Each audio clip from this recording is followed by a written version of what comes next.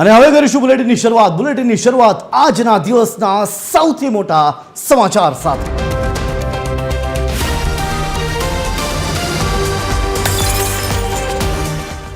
ત્યારે ફરી એક વખત TV13 ગુજરાતી સચોટ સમાચાર આપવા માટે અગ્રેસર સાબિત થયું છે। આજે કોઈ કૃષિ પેકેજની જાહેરાત નહીં થાય। કૃષિ પેકેજને લઈને સૌથી મોટા સમાચાર। મુખ્યમંત્રી નિવાસ સ્થાને મેરેથોન સમીક્ષા બેઠક આજે ચાલી હતી અને આ સમીક્ષા બાદ આ સપ્તાહમાં પેકેજની જાહેરાત થઈ શકે છે, પણ આજે કોઈ પણ પેકેજની જાહેરાત નહીં થાય।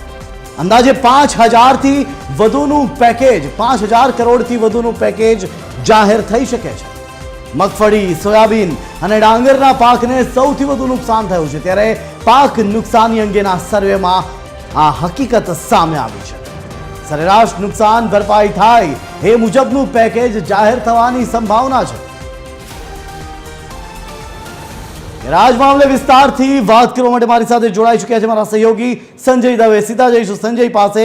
સંજય, માવઠાનો માર હતો, પડખે સરકાર આવીને ઊભી રહી ગઈ છે।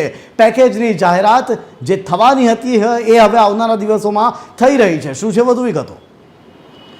બિલકુલ, જેને કહી શકાય કે ધીરજના ફળ મીઠા।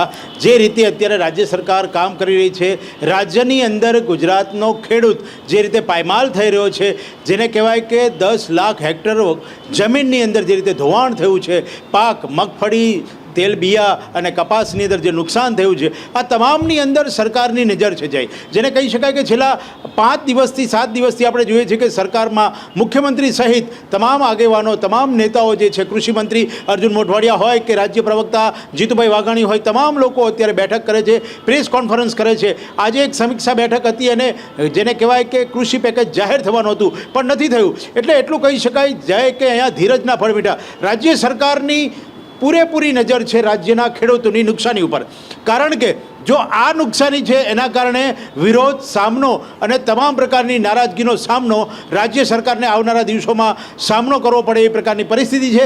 ત્યારે મને એવું લાગે છે કે રાજ્ય સરકાર ખૂબ જ વિચારીને પગલું ભરશે। 5000 કરોડનું પેકેજ જાહેર થાય તેવી શક્યતાઓ છે, તેવી વાત છે, પણ કદાચ આ વધી પણ શકે છે।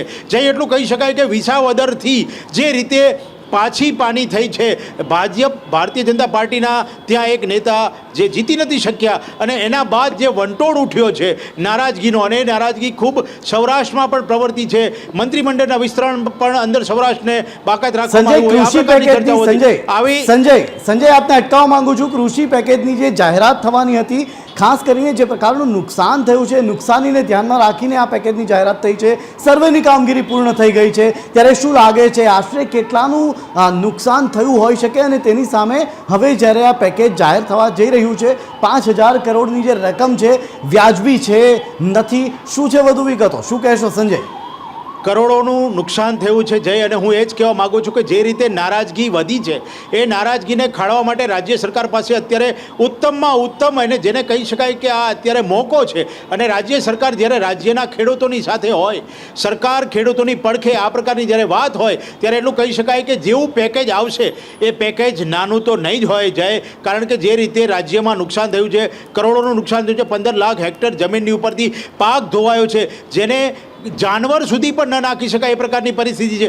એટલો ખરાબ પાક જ્યારે થયો હોય ત્યારે મને લાગે છે કે કરોડોનું પેકેજ આપવું તો જ રાહત મળશે, કારણ કે વાતોથી, સર્વેથી અને એ તમામ કામગીરીથી નારાજ થયેલો ખેડૂત પોતાને જ્યાં સુધી હાથમાં વળતર નહીં મળે ત્યાં સુધી એની નારાજગી દૂર થવાની નથી। અને રાજ્ય સરકારની અંદર આ મનોમંથન ચાલી રહ્યું છે। મને એવું લાગે છે કે આ બેઠકોની અંદર એ જ નક્કી થઈ રહ્યું છે કે કેટલું પેકેજ આપવું અને કેવા પ્રકારનું પેકેજ આપવું, એટલે મને લાગે છે ટૂંક સમયની અંદર ખૂબ મોટા પેકેજની જાહેરાત થઈ શકે છે। જય જી આભાર સંજય સમગ્ર માહિતી આપવા બદલ। તો એક સપ્તાહ, આવનારા સપ્તાહની અંદર પેકેજની જાહેરાત થઈ શકે છે અને એ હોઈ શકે છે પૂરા અંદાજે 5000 કરોડથી વધુનું રાહત પેકેજની જાહેરાત સરકાર કરી શકે છે।